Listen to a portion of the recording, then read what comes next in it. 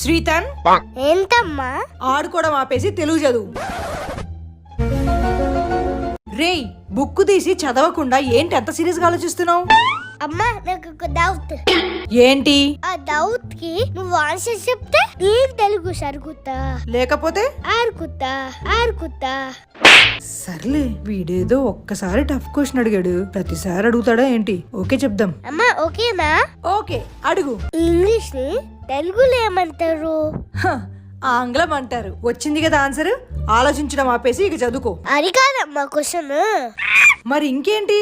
English ని తెలుగులో ఆంగ్లం అంటారు, మరి తెలుగుని ఇంగ్లీష్ లో ఏమంటారు?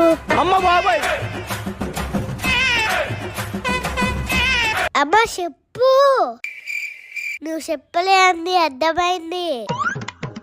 ఇలా ఆడుకుంటా. రేయ్,